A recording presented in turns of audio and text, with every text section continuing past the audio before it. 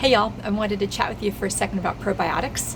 I am going to be doing a video soon about immunity and how to get yours at top efficiency, especially as we are moving hard and fast into cold and flu season.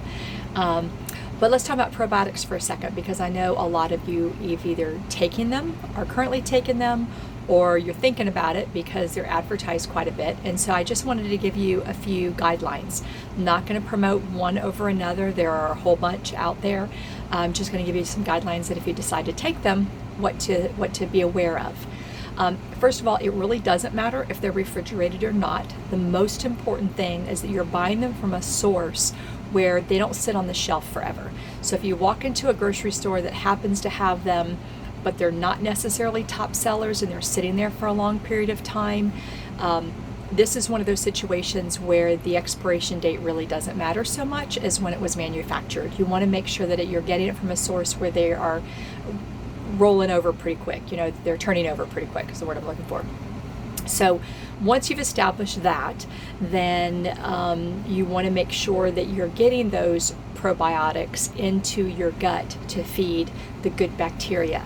And so if, regardless of what it says on the label, it doesn't really matter what it says on the label, if you're not eating them with food, chances are the acid in your stomach is probably getting rid of most of it before it gets into your intestine, which is where you need it to be working, is in your small intestine. So what I do is always just make sure that I eat mine with some food, because the food is going to be getting digested by that stomach acid, and so hopefully that capsule will stay intact long enough to get into your small intestine. So that's the goal. As far as what time of day you take that, that's really up to you, whatever you can remember, because consistency really is the key here. You've got to make sure that you're doing it on a regular basis. I happen to take one in the morning and one at night with my meals, and I do that so that I'm spreading it out over, rather than taking two in the morning and hoping that they both, will get in there and last for 24 hours. I spread mine out a little bit. But that's really up to you and whatever's going to make the most sense for you. Some people would rather take them at night, some in the morning. Yeah, that's totally up to you. The next thing I want to remind you is that you want to make sure that there are two specific probiotics in whatever it is you're taking. You can have additional, because I know that like some women's blends will have things for UTIs, some will have things for mood, something will have, whatever. But you want to make sure that lactobacillus is in there, and usually you'll get them with several different strains of that. And you also want to make sure that bifidobacterium is in there, and again, you'll usually get them with several different strains. You probably want to make sure you're taking no less than 30 billion CFUs.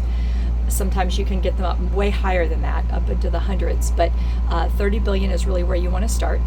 And then you probably want to start with one a day, do that for a week or two, and then add the second one.